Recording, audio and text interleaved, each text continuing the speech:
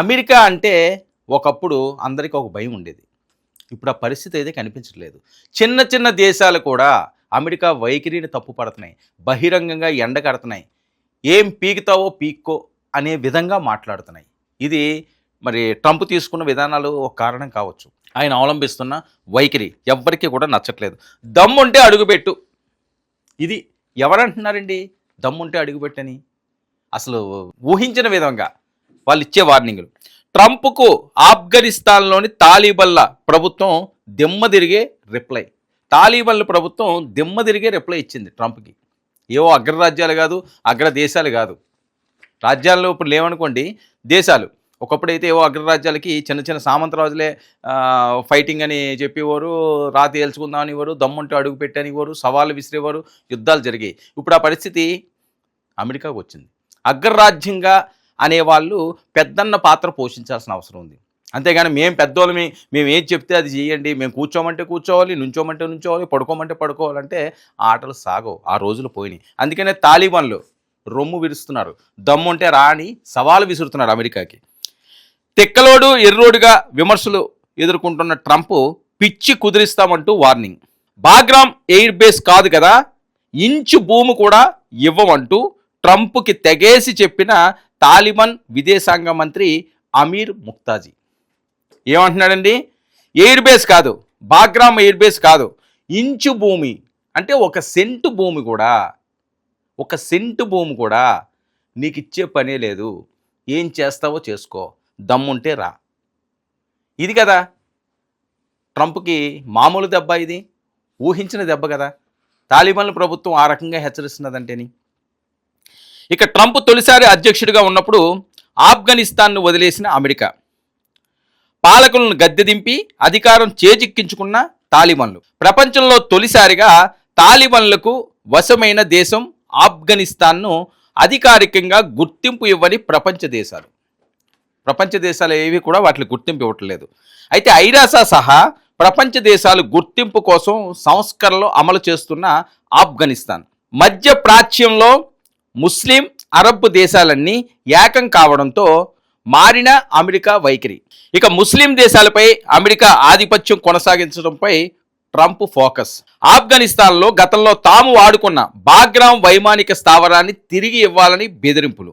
Trump బెదిరింపులపై ఘాటుగా react అయిన ఆఫ్ఘనిస్తాన్. గతంలో ఏదైతే వీళ్ళు వాడుకున్నారో ఎయిర్ బేస్ని ఆఫ్ఘనిస్తాన్కి అండగా చేయడానికి, తాలిబాన్ల మీద వ్యతిరేకంగా చేయడానికి, మళ్ళీ ఆ ఎయిర్ బేస్ని ఇమ్మంటున్నారు. సమస్య లేదు, ఇచ్చే పనే లేదు అంటున్నారు. ముస్లిం దేశాల మీద నీ పెత్తనం ఏంటి? నీ కుట్రలన్నీ మాకు తెలుసు, నీ కుతంత్రాలన్నీ మాకు తెలుసు, నువ్వు ఏ రకంగా ఎలాంటి వైఖరి అవలంబిస్తున్నావు అన్నది ప్రపంచ దేశాలన్నీ కూడా నిశ్చితంగా పరిశీలిస్తున్నాయి. ఇక నీ ఆటలు సాగో ట్రంప్ అని చెప్పి తాలిబాన్ ప్రభుత్వం బెదిరిస్తుంది, హెచ్చరిస్తుంది, వార్నింగ్లు ఇస్తుంది.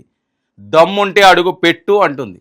ఇప్పుడు రసకందంలో ఉంది. ఇక ఆఫ్ఘనిస్తాన్లో ఇంచు భూమి కూడా ఇవ్వమని ట్రంప్కు తెగేసి చెప్పిన తాలిబాన్ విదేశాంగ మంత్రి అమీర్ ఖాన్ ముక్తాకి. ఇంచు భూమి కూడా ఇవ్వం మేము, ఒక సెంటు కూడా ఇవ్వం, ఒక గజమే ఇవ్వమంటున్నారు. ఇంకా సెంటు మాటకి ఎందుకు, గజం భూమి కూడా నీకు ఇచ్చే పరిస్థితే లేదు. ఏం చేస్తావో చేసుకొని డైరెక్ట్గా సవాల్ విరుస్తున్న విదేశాంగ మంత్రి. ఇక ఆఫ్ఘనిస్తాన్లో పరిస్థితిపై అమెరికా ఆలోచనలో పడింది. ఏంట్రా బాబు వీళ్ళేంటి ఇలా బెదిరిస్తున్నారు, మనం ఎయిర్ బేస్ అడిగితే ఈడు గజం కూడా ఇవ్వనంటున్నాడు, ఇప్పుడు ఏం చేయాలని. ఇక బాగ్రామ్ ఎయిర్ బేస్ను ఇవ్వాలంటూ ట్రంప్ బెదిరింపులపై స్పందించిన అమీర్ ముక్తాజీ ఇంచు భూమి కూడా ఆఫ్ఘనిస్తాన్ వదులుకోదేమని క్లారిటీ ఇచ్చారు. అమీర్ ఇచ్చిన ఈ ఘాట్ రిప్లైకి ప్రపంచ దేశాల్లో ఇప్పుడు సంచలనం రేపుతుందండి. హాట్ టాపిక్గా మారిపోయింది.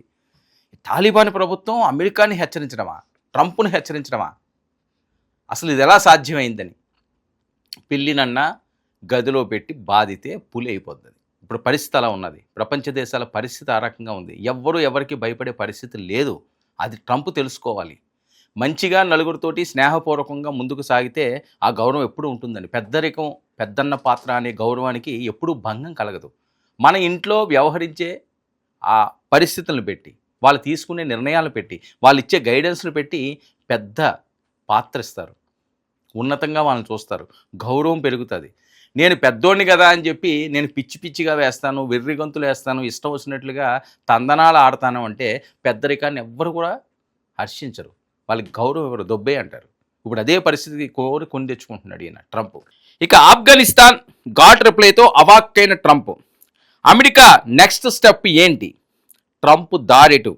ఉత్కంఠంగా ఎదురు చూస్తున్న ప్రపంచ దేశాలు. సరే, ఇప్పుడు వరకు ఏదో మేము ఫోన్ చేస్తే అది ఇచ్చి ఇది ఇచ్చి అంటే వెంటనే ఇచ్చేసే వాళ్ళు ఉన్నారేమో. ఇప్పుడు ఆ పరిస్థితి కనిపించట్లేదు. ఒకరు తిరగబడ్డారు, మరొకరు తిరగబడబోతున్నారు.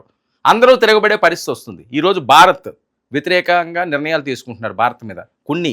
సో అవన్నీ కూడా భారత్ నెగిటివ్గానే ఉంటుంది. అమెరికా అంటే అంత ప్రేమ చూపించే పరిస్థితి ఉండదు.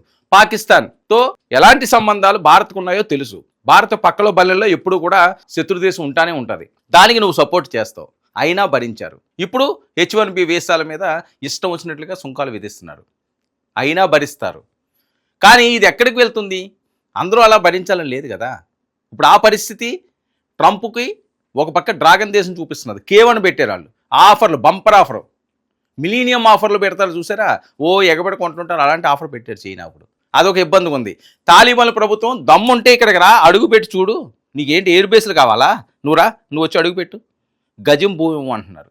దీంతో దిమ్మ తిరిగి బొమ్మ పడింది ట్రంప్ కని ప్రపంచ దేశాలన్నీ కూడా కోడే కోస్తున్నాయి. మరి దీని మీద ఏం చేస్తుంది? తాలిబాన్ల మీద యుద్ధం ప్రకటిస్తుందా? యుద్ధం ప్రకటిస్తే వర్కౌట్ అవుతుందా? అది అనవసరమైన మాటలు, అనవసరమైన ఆలోచనలు, అనవసరమైన నిర్ణయాలు ఈరోజు శిరోభారంగా ట్రంప్కు మారుతున్నాయని నిపుణులు మాట్లాడుతున్నారు.